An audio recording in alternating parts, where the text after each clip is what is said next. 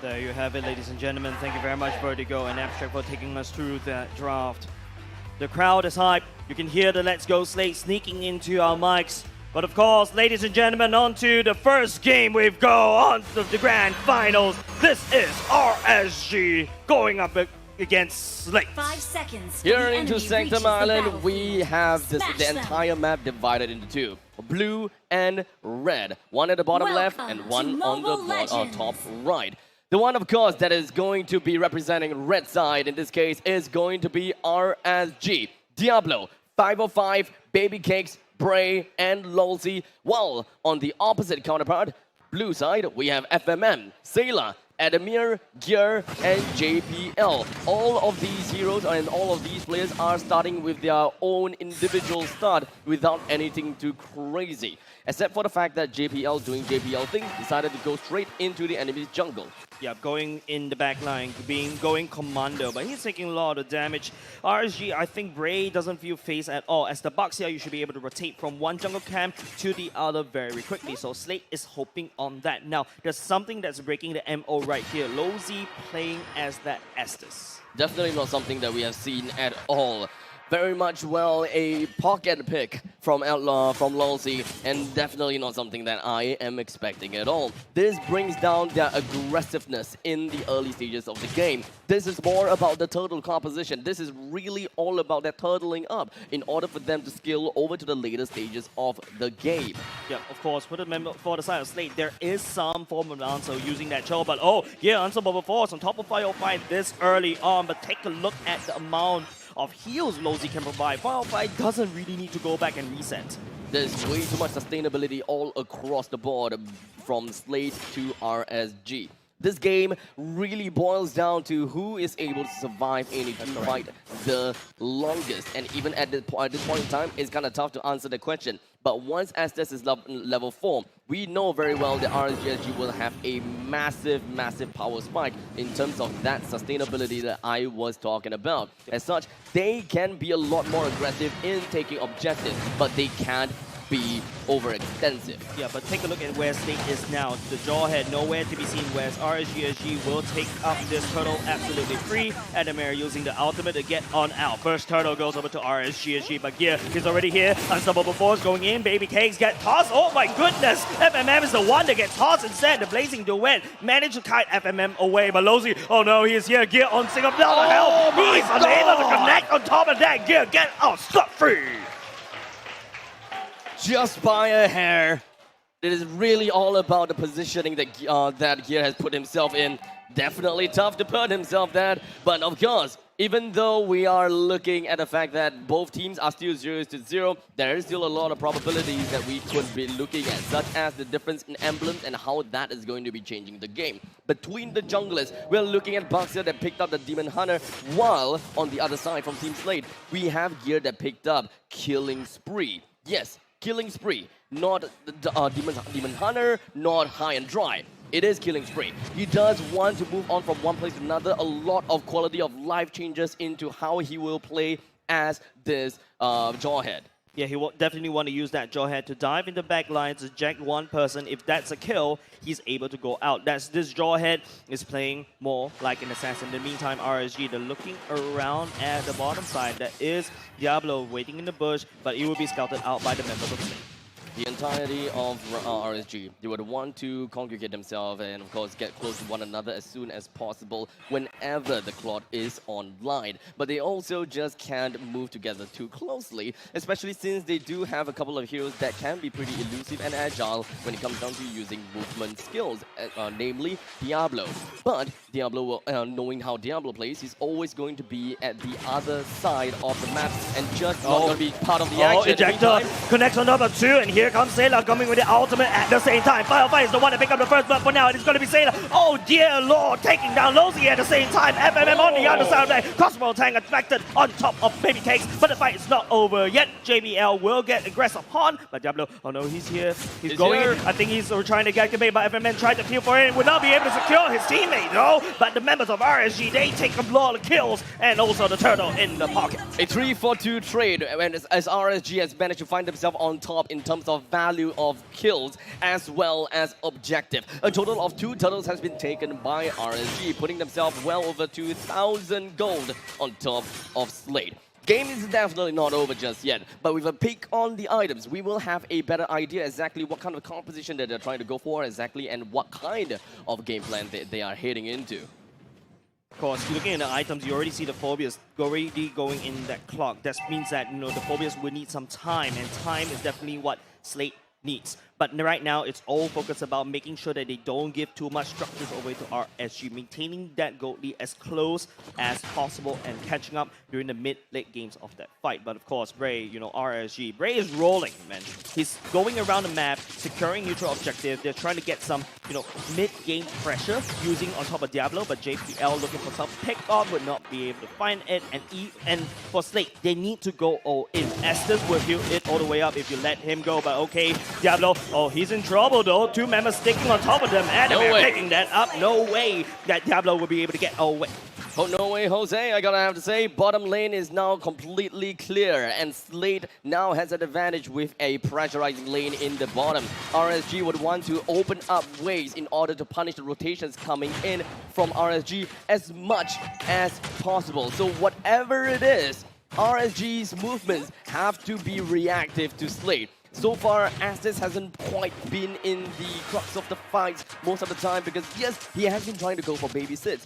But SLATE, they are actively trying to avoid working around Lolzy, especially since the Blessing of the Moonlight Goddess is a really pesky mechanism to deal with. Definitely, RSG, they're roaming as 4 or 5 at the same time. SLATE, on the other hand, spreading out the whole map like thin layered tire. They're not even giving any form of team fight opportunity for RSG. They're going around the side lane, sneaking up, ambushing. That's how SLATE will be picking up here, but the flicker will be used. Firefly will get kicked, but remember, look at here. He's actually focusing on Turtle instead. Finally, there's one Turtle in the pockets of SLATE, but RSG, amount of healing going all the way in. But Diablo coming in for the side lanes. It is going to be Sailor jumping on the fight all fight for now. He's in a bit of trouble. He doesn't really have the purple shoes, but JPL will be one to fall, traded for Lolzy. Not too much of an action from SLATE. I mean, yes, they did manage to push out quite a bit of impact, and they did manage to push all of the waves in from the top lane to the middle lane. RSG would have no choice and couldn't defend the top lane, and they finally have brought something down. There is definitely going to be expecting to see that the Furbius moving around, sorry, not Furbius, the Esmeralda that moved around a lot more now that he has the unlocked already. Yeah, definitely has been unlocked, and not only just that, look at the gold, both are equal for now. SLATE has caught up in that gold, slowly crawling all the way back in. The priority by JPL, oh no, he comes in from the backline, he kicks Diablo, doesn't get it, the crossbow tank gets activated, and Bray will get some fire as well. Lolzy coming in to lend in some support, but it is gonna be that Diablo goes down at the bottom lane. In the meantime, Adamir and Babycake in top lane. Oh no, that's no way you want to be. Unstoppable Force to secure that kill at the top side as RSG, the side lanes are getting blasted. Of course, Gear, no one pretty much knew that Gear was in of the brush. They really wanted to go for the fight, and of course, Babycake, knowing that he is a Claude, he does have the Art of Thievery, and as much as possible, the quick little switch with Dexter ought to get him out alive, but you gotta have to say, you gotta have to comment. Gear, he was being quite a ninja, and no one expected that he was gonna be there. Yeah, the Unstoppable Force with the Injector wombo combo is just so hard to deal with. And now RSG, they're losing the side lane pressure. RSG, they want to walk as 5, they want to work together, but SLATE is splitting them apart. But if you split this kind of composition apart, Lolzy can't provide them healing, and then RSG will just crumble. SLATE, they do have a lot of movements around the map, a lot of mobility. As such, RSG will find it a little bit of difficulty in order to get themselves into the team fight that they really wanted. As such, turtling themselves out as much as possible, allowing the front line to actually take up some tank as far as possible. As such, they actually need Diablo in most of these fights, and they will lose all the invisible pressure that they are very used to having. Grouping themselves up like this, not exactly part of their game plan, but perhaps this time we may be able to see a difference, and the difference may be impactful. Starting it off, Bray is just going to be dancing around the for the meantime. Firefly. Oh, going in the crossbow tank. Firefly will be one, and Sailor follows it all the way up. The ultimate just, but Lozy, he's healing. He's making Sailor all the way back, but it's going to be Firefly picking up Mega Kill as well. JPL kicks Firefly to the wrong side of the map. 2 members down for the side of SLATE. RSG trying to fight for a fighting chance. The blazing the way, go all the way in. Doesn't even connect on top of FMM for now, but RSG, this is the good fight for them.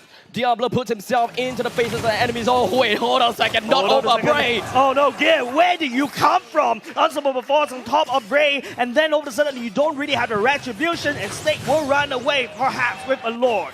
Endermere, he still wants to push his attack up into the top lane and try to put on more pressure on the opposite sides of the lane. They know that they don't really have the opportunity to take up the Lord anymore. But here, he's still somewhere around the map. Yep. Bray, he did go down by the hands of Gira after all. So the Lord going down is understandably still going to be it, despite having some of this advantage. Yeah, but RSG, they're not out of the woods just yet. This Lord is still a baby Lord, but FMM is responding to the RSG push at the bottom side. It is Baby Cakes that need the farm and starts to need to split push. Yes, he is as flexible and as fluid as Diablo, but then again, do you really want to sacrifice a Claude to split push like this? 10 minutes and 40 seconds into the game, we are starting to see players starting to get kind of ramped up with 3 items and or more.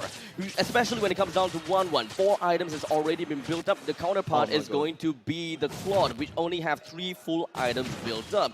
Well, both of these marksmen do have Wind of Nature for themselves, so it really comes down to skill-based strategy and, of course, how they would want to eventually put up a fight.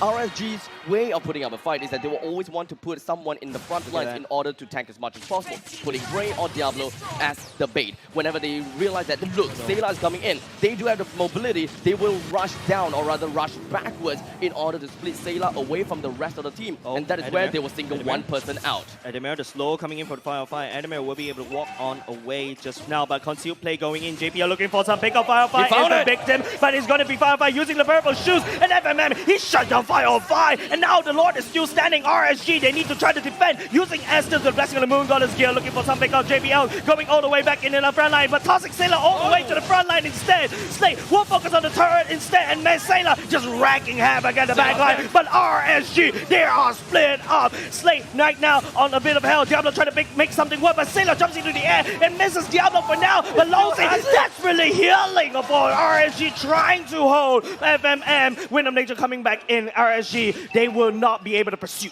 A steady push coming in from SLATE, despite the fact that it only had 3 person and all of them were all on critical health. The top lane inhibitor turret ultimately went down, and the SLATE tried to buy even more time in order to push down the bottom lane and the middle lane all by themselves automatically.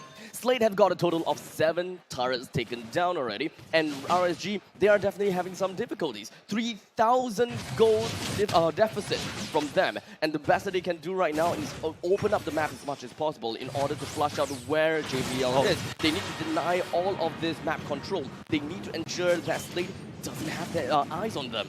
Yeah, JPL has been seeking all this information, right? Being so annoying to deal with. JPL is super slippery. Like, it's like fish. You're trying to hold it, but it keeps running away. And speaking about the fish, he catches Bray all the way back in, and I think he activated the crossbow attack. Bray is under a bit of damage. Another mess of limits for RSG. Didn't have to force the Winter Trunket. Now FMM, oh, it's gonna be a 1-by-1, but Ademir is asking, where are you gonna go? The Blazing the Wind, a defensive one, but Sailor will be able to shut Baby Cakes down, giving the double kill. And now SLATE, 5-man strong versus RSG, 2-man only. And SLATE, they can go for the Lord, they can also go for the end.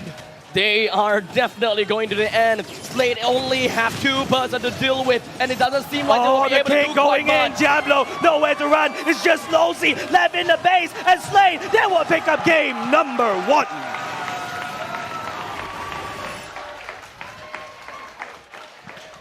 And an effective draft coming in from Youngin. Their different ideologies came up on top of one another, perhaps even making full use of each other's weaknesses. No, JPL, The camera is not the headphone stand. But good job and good plays coming in from SLATE and RSG. That's it. Sayla, not you too! Sayla too! guys, it's like trying to give you the headset, trying to give the viewers the headset, but GG well played for the side of SLATE. The draft on point, RSG being split all the way up. This feels like, you know, the past few seasons, how they've been dealing with RSG. They spread up so thin, like Kaya, and then after that RSG, since they built a very strong team-based kind of team fight, RSG can't crack SLATE for now. Yes, they definitely have a game plan of their own. They really wanted to go into the later stages of the game, and of course, they would want